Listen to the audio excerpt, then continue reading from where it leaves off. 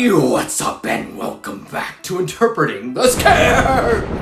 That's right, we're back at it on a month-long journey throughout the nightmares with yet another movie to check off that bucket list of terror. And believe it or not, this is yet another movie that I've never seen or even heard about until now. But it's certainly a film that you should probably hear about. It's Videodrome.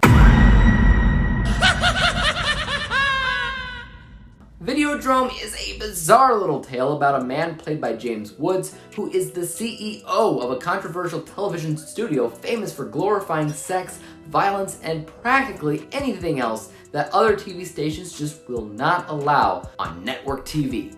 When he comes across Videodrome, which is basically a TV show that showcases murder and torture, so no plot, no story, just senseless acts of snuff, he believes that that's the next stage in television history, and he pulls all stops to find where this Videodrome thing is originating from in order to get it on his television station. But it's a simple case of be careful what you wish for in this film, as Videodrome is not just a mere TV show. Holy moly, what a bizarre film.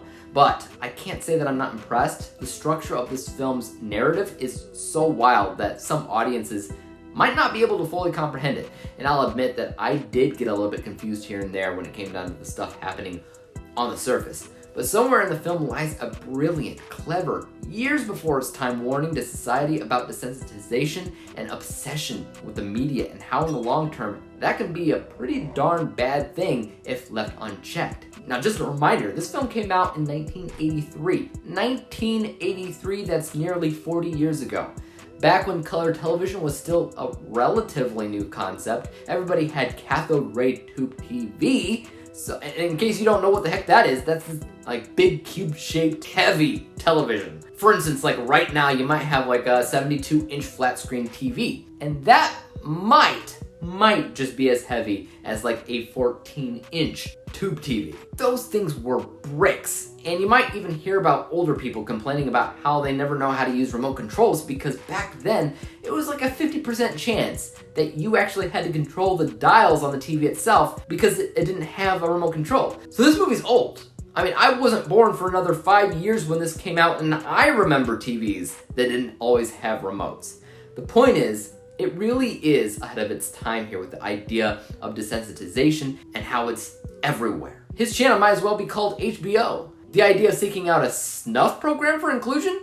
That's a bit out there, but the reason why, on the other hand, is probably more relatable now than it ever was in 1983, and I find that fascinating. But I did say some things here and there about the plot confused me, at least on the surface, and that's true, mostly because of how odd, bizarre, and strange the entire film is from beginning to end. But especially in the third act, which just kind of dials up the weirdness factor to a 12 out of 10. And it's hard to decipher narratively what's a hallucination, what's actually happening, and truthfully, if any of that matters anyway. So there's definitely good and not so good to be found in this movie, and even though it's slightly more popular on like Letterboxd than the last one, They Live, I think at the end of the day, I'd rather watch that. But it shouldn't be ignored. The entire film has a solid foundation, a great premise, and the practical effects of the gore, top notch. I wish they still did stuff like that today because honestly, it's really worth it. Let's take a real quick look at my final score for Videodrome, which I rated a B- letter grade, final overall score of 73%, 73 out of 100 possible stars. You can see from my technical unbiased score, as well as my biased or personal view of the film, that all of these scores are basically in an agreement here together that the film is decent. There's an argument to be made here that the film is worth the watch, but for some, it's gonna split an audience, especially those that didn't grow up with cathode ray tubes or even heard that phrase before. Maybe even if you've never been around for VHS. It was another time. Even though the film predicted certain things about humanity and their hunger to consistently cross lines in media, it is still aged, and some of that won't work for everyone.